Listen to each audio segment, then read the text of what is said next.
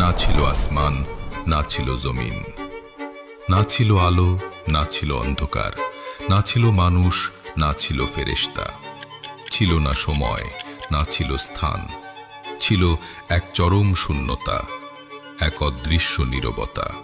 তখন সেই অনন্ত শূন্যতার গভীর থেকে আল্লাহ তাআলা শুরু করলেন সৃষ্টির সূচনা।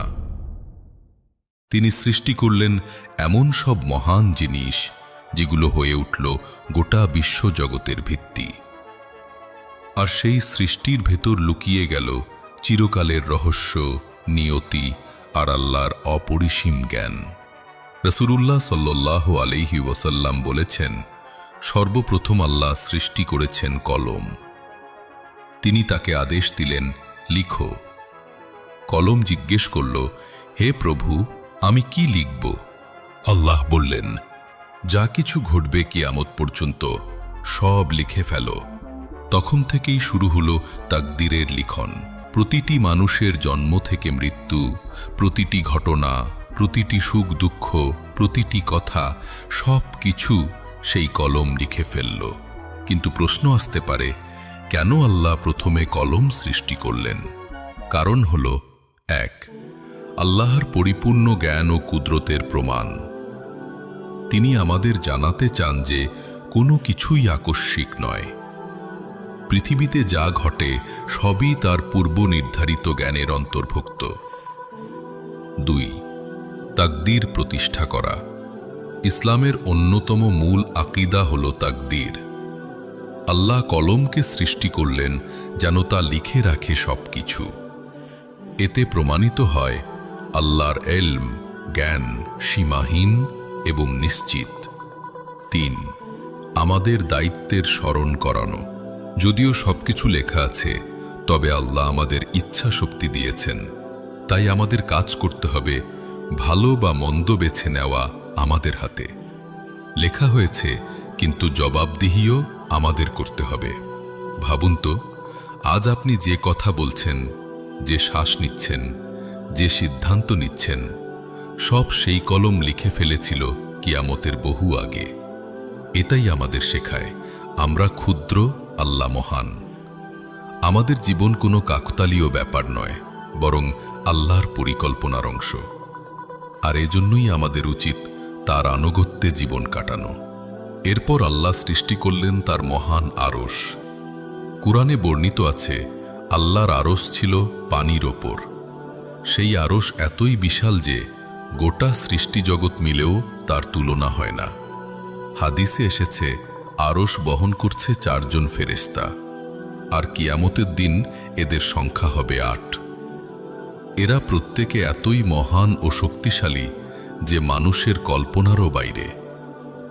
রাসূলুল্লাহ সাল্লাল্লাহু আলাইহি ওয়াসাল্লাম এক হাদিসে বলেছেন, এক ফেরেশতার কান থেকে কাঁধ পর্যন্ত দূরত্ব হল 700 বছরের পথ।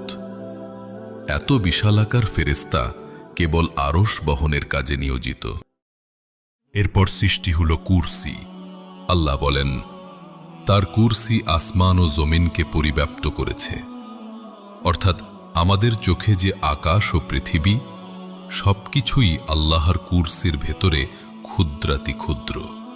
এরপর তিনি সৃষ্টি করলেন 7 আসমান। আমাদের চোখে যে আকাশ দেখা যায়, সেটি কেবল প্রথম আসমান। এর ওপরে আরও 6 আসমান রয়েছে। প্রতিটি আসমান অপরটির তুলনায় বিশালতর ও সুন্দরতর। ফেরেশতারা সেখানে আল্লাহর তাসবিহ আর ইবাদতে নিয়োজিত, যাদের সংখ্যা মানুষের ধারণার বাইরে।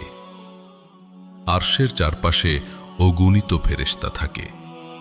তারা নিরন্তর আল্লাহর প্রশংসা করে, তাসবিহ পড়ে এবং বলে, হে আল্লাহ, তুমি সর্বপবিত্র, সর্বমহান।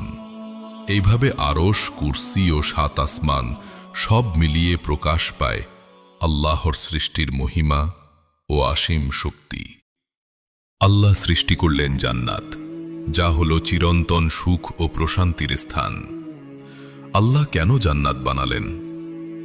কারণ তিনি তার বান্দাদের জন্য এক অনন্ত পুরস্কারের ব্যবস্থা করতে চেয়েছিলেন।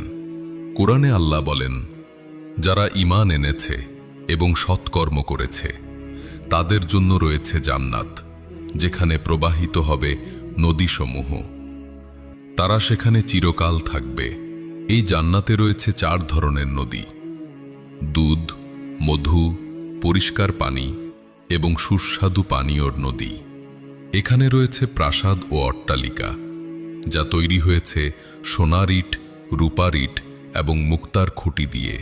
রাসূলুল্লাহ সাল্লাল্লাহু আলাইহি ওয়াসাল্লাম বলেছেন, জান্নাতে এমন সব জিনিস রয়েছে যা কোনো চোখ কখনো দেখেনি, কোনো কান কখনো শোনেনি, আর কোনো হৃদয় কখনো কল্পনাও করতে পারেনি।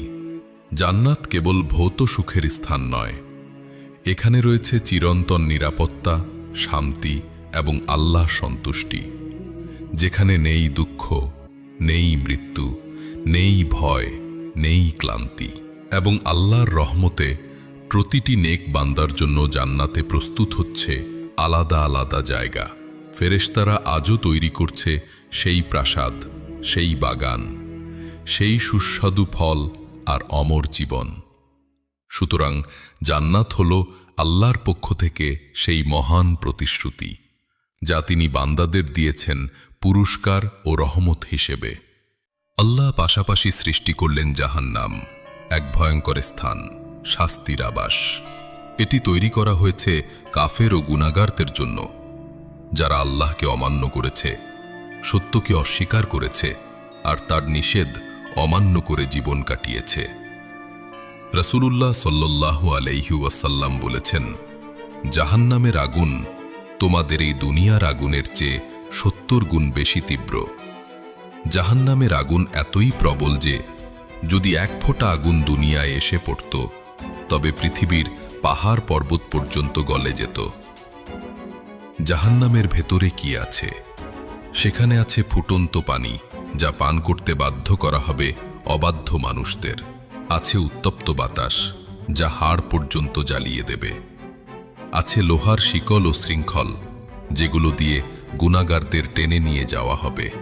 কুরআনে আল্লাহ বলেন, হে ঈমানহীনরা, তোমরা আগুনকে ভয় করো, যার জ্বালানি হবে মানুষ ও পাথর।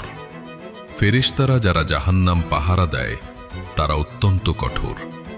কুরআনে তাদের সম্পর্কে বলা হয়েছে, তারা আল্লাহর নির্দেশ অমান্য করে না, যা আদেশ করা হয় তাই তারা পালন করে। উলামাদের মতে জাহান্নামের বিভিন্ন স্তর আছে, কারো জন্য হালকা, আবার কারো জন্য ভয়াবহতম। সবচেয়ে নিচের স্তরে থাকবে মুনাফিকরা, যারা মুখে ইসলাম বলেছে কিন্তু অন্তরে ছিল অবিশ্বাস। রাসূল সাল্লাল্লাহু আলাইহি ওয়াসাল্লাম বলেছেন, জাহান্নাম একদিন আল্লাহর কাছে অভিযোগ করল, হে প্রভু, আমার অংশ একে অপরকে খেয়ে নিচ্ছে। তখন আল্লাহ তাকে 2টি শ্বাস নিতে দিলেন, একটি শীতকালে, একটি গ্রীষ্মকালে। তাই তোমরা যে তীব্র গরম আর তীব্র শীত অনুভব করো, সেটাই জাহান্নামের নিঃশ্বাস। জাহান্নামের ভয়াবহতা বর্ণনার উদ্দেশ্য হল আমাদের সতর্ক করা। এটি শুনে আমাদের অন্তর কেঁপে ওঠা উচিত, যেন আমরা আল্লাহর দিকে ফিরে আসি, গুনাহ থেকে বেঁচে থাকি। কারণ আল্লাহ জাহান্নাম সৃষ্টি করেছেন শাস্তি হিসেবে, আর জান্নাত সৃষ্টি করেছেন পুরস্কার হিসেবে। এই দুনিয়া হলো পরীক্ষা, আমাদের কাজই নির্ধারণ করবে আমরা কোন গন্তব্যে যাব। আদম আসার বহু আগে আল্লাহ প্রস্তুত করেছিলেন কলম, আরশ, জান্নাত ও জাহান্নাম। সবকিছুই তার জ্ঞানে নির্ধারিত। জান্নাত তৈরি হয়েছে সৎ বান্দাদের জন্য, আর জাহান্নাম তৈরি হয়েছে কাফের ও গুনাহগারদের জন্য। আজ আমাদের জীবন হলো পরীক্ষা। কোন পথ আমরা বেছে নেব, সেটাই নির্ধারণ করবে আমাদের চিরস্থায়ী গন্তব্য। আল্লাহ কুরআনে বলেন, অতএব যে ব্যক্তি অনুপরিমাণ সৎকর্ম করবে, সে তা দেখতে পাবে, আর যে ব্যক্তি অনুপরিমাণ অসৎকর্ম করবে, সেও তা দেখতে পাবে।